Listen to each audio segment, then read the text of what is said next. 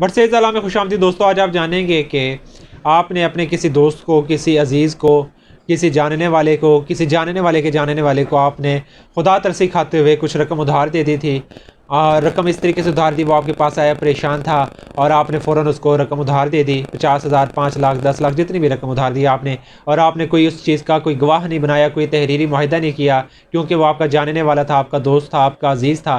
तो इस तरीके से आपने कोई इस तरीके से कोई एग्रीमेंट नहीं किया तहरीरी तौर पे, ना कोई गवाह इस तरीके से रखे, क्योंकि इस वक्त हालात ऐसे होते हैं कि इंसान ऐसे नहीं सोचता कि यार अब ये परेशानी में है तो मैं कोई तहरीरी मुआहिदा करूँ या वो इस तरीके से कोई करूँ, अच्छा नहीं लगेगा। लेकिन वक्त गुजरने के साथ वो शख्स जिसको आपने रकम उधार दी होती है वो इनकार कर देता है या टाल मटोल से काम लेता है और बिला आखिर वो बिल्कुल इनकार कर देता है, कहते हैं कि जी मैंने तो आपकी कोई रकम देनी ही नहीं। अब आप परेशान हो जाते हैं कि जी ना कोई गवाह था, ना कोई तहरीरी मुआहिदा था, तो अब मैं क्या करूँ और अब किस तरीके से अपनी रकम मैं लूँ। और वो परेशानी के आलम में वो समझता है कि मेरे पे रकम डूब गए। तो ऐसा बिल्कुल नहीं है। कानून के अंदर ऐसे शख्स को भी जिसने इस तरीके से रकम उधार दी गई हो किसी शख्स को, तो उसको भी प्रोटेक्ट करता है। करना क्या है, आपने कोई भी कॉल रिकॉर्ड इस तरीके से, कोई मैसेजेस या कोई गवाह इस तरीके से आपके पास होना चाहिए कि जिसके सामने बेशक आपने रकम ना दी हो, लेकिन उस दूसरे जिसको जो दोस्त था आपका, जिसको आपने रकम उधार दी थी, उसके सामने उसने इजहार किया हो। यानी कोई भी जो इस मामले में आपके मामलात को जानता हो, कोई मैसेजेस की आपकी इस तरीके से कन्वर्सेशन हुई हो जिसमें आपकी लेन देन की बात चल रही है, या कोई कॉल रिकॉर्डिंग आपके पास ऐसी मौजूद हो जिससे ज़ाहिर होता हो कि वाकई उसने आपकी रकम देनी थी।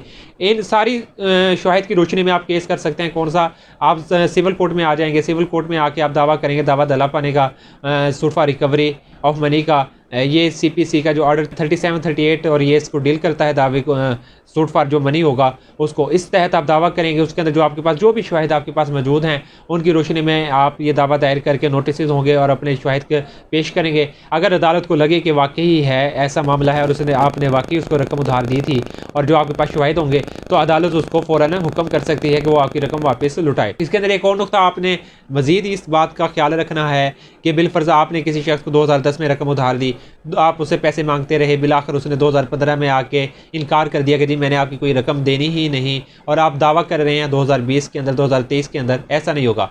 जब उसने इनकार किया, जब उस शख्स ने जिसको आपने रकम उधार दी थी उसने इनकार किया, उसके इनकार के साथ 3 साल के अंदर आपने दावा दायर करना है। जैसे बिलफर्ज 2015 में उसने इनकार किया, तो आपने जो दावा करना है, लिमिटेशन है, वो होगी 2015, 16, 17, ये 3 साल होंगे। 3 सालों के अंदर आपने दावा दायर करना है उस इनकार से। अगर आप उसके बाद दावा दायर करते हैं और कहते हैं कि 2015 में उसने इनकार कर दिया था और रकम नहीं दी वापस, तो वो दावा आपका एंटरटेन नहीं होगा, टाइम बार्ड हो जाएगा। लिमिटेशन 3 साल है, 3 साल के अंदर आप दावा दायर कर सकते हैं।